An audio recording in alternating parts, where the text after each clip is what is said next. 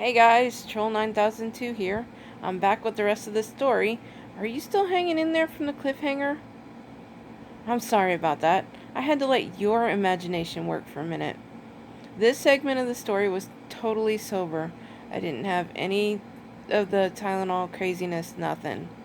Um, I think you'll be able to tell though. I'm happy to report that I never got dry socket, everything healed great, and I never missed a meal, as you can tell. Um, So we left off that Bob and Bonnie had just arrived in California and they went off to bed. They woke up the next morning. The RV was shaking and rattling. What is going on? Earthquakes. They were the worst magnitude that anyone had ever seen, and California started breaking off at the fault line. Bob jumped into the driver's seat and pulled the RV back over the state line, back into Nevada really quick, which Nevada was also quaking, but they were only having small aftershock-like quakes. And it was then he realized that this is what the ghost voice was talking about, the end of the world. It must have been a person that used to live in California and was sentenced to haunt the white noise channels of the radio, and that was his lifetime punishment for not being a nice person while he was alive. And Bob and Bonnie go out of the RV to see what they could see, and that's when they saw the entire state of California tip up, and it was loose in the Pacific, and then it started to sink. And for a minute, it looked like it was going to float, and Bob and Bonnie were helping get people safely out of the chaos, and the currents of the Pacific just started to drag down the land. And then, all of a sudden, the entire state just flipped over, and the side that had been sitting underwater since the earth was made was full of emptiness, and it was like starting over on a new slate. And somehow it was still floating, so having done all they could do, Bob said to Bonnie, "Well, that was a nice vacation to California. Let's go." And they got back into the RV and started for home, but this time they would take forks instead of spoons. Less creepy, so they thought. Bonnie was ready to just get home. So she loaded the RV up with espresso, and they were going to stick to the lower states this time. And so, going back through Nevada, they shot straight through to Louisiana, where they decided to meet up with Nikki and Tracy, and they told them all about the crazy that they had left behind in California. "Oh, really?" Nikki said. "You know they were reporting the cause of the earthquake. It was an inexperienced person trying to park their Harrier jet, and they accidentally set it down really hard directly in the fault line, which started a whole chain reaction of earthquakes. So you could say it was the pilot's fault." Wah, wah. I know. I had to take it. Bonnie immediately chimed in and said, "See, Bob, if we would have brought that stupid Harrier with us, they would have blamed us just for being outsiders. Aren't you glad I said no?" Never admitting to it, Bob changed the subject and asked how many people had perished in the flip.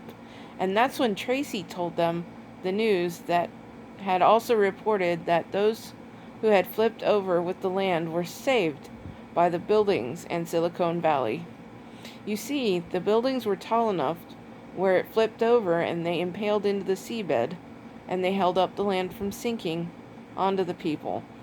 The land was also held up with all the silicone in Silicon Valley, plus all the movie stars that had work done.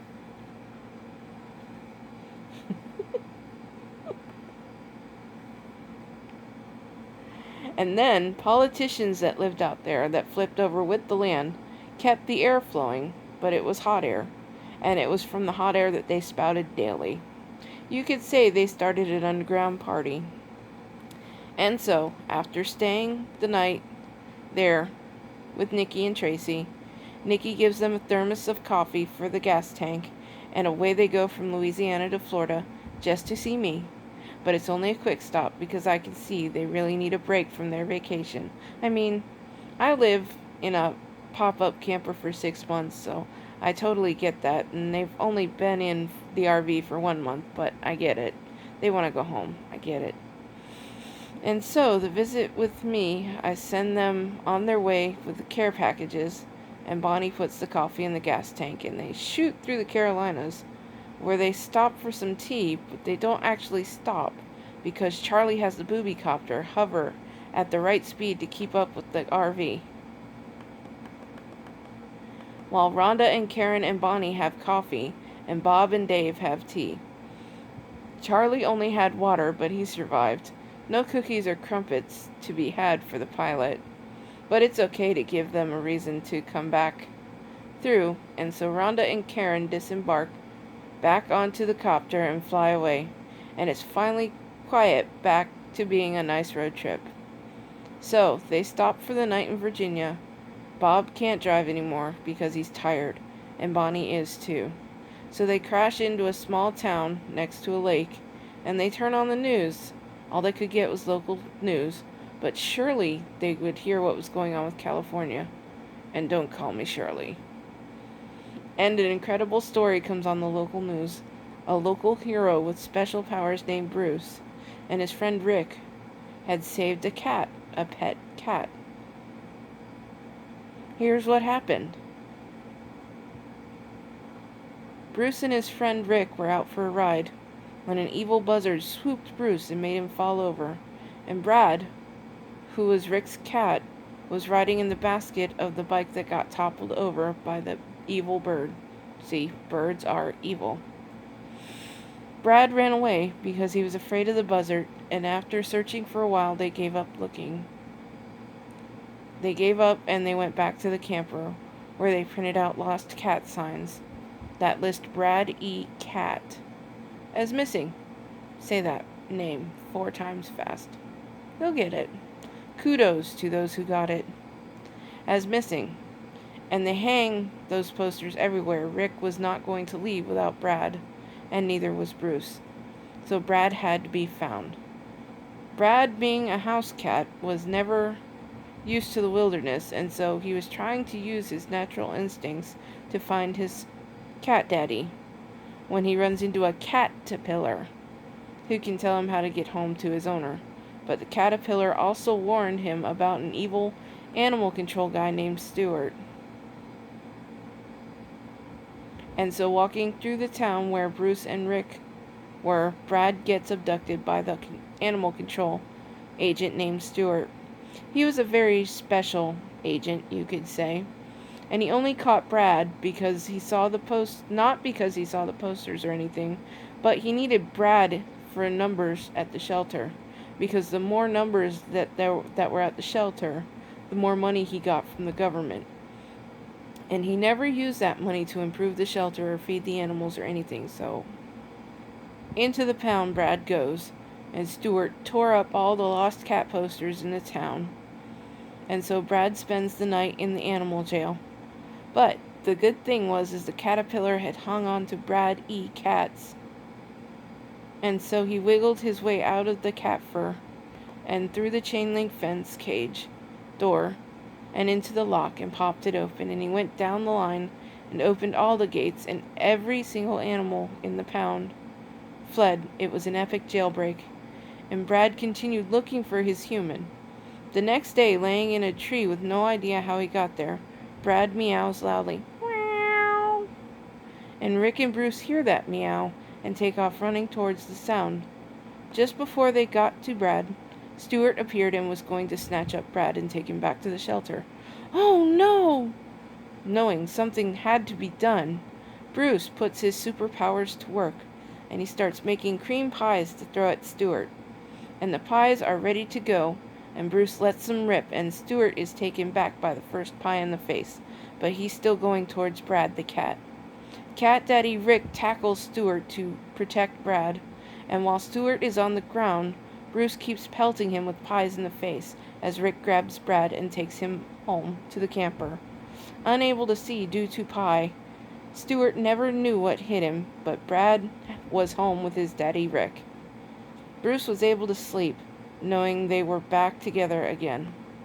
Falling asleep to the story, Bob and Bonnie wake up the next morning, hit the market for souvenirs from their trip. They buy more espresso. Putting the espresso in the tank, they fly through Maryland and Pennsylvania, only to return back to their home state, New York, New York. Relieved, They disembark retirement to go back to normal life.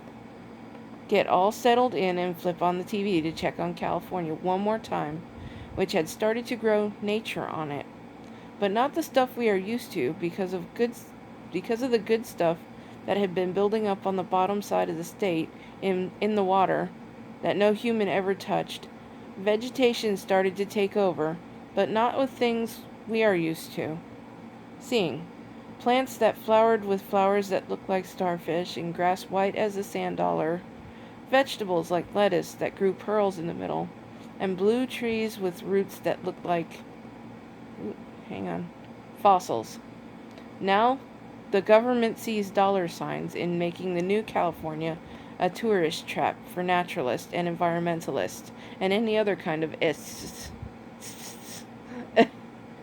They closed the new Cali to all people, and the only way you could see it was if you paid to stay, which cost more than a billionaire made in 3 lifetimes. But they had a program where you could start paying for your trip now. Intrigued by that, Bonnie made a call to start reserving their spot, and she said they could take the trip again next year.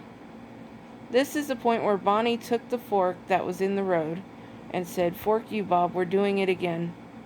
Bob, who was sitting in a recliner, swigged water, got up, and headed for the roof where the Harrier was resting. Lifted off, flew down, and blew the crap out of the RV until there was nothing left of it. Then he reparked the Harrier on the roof and said, "Nope, not happening, Bonnie." Bonnie snickered for a minute, and then they both looked at each other and realized, holy crap, that RV was a rental. Oy!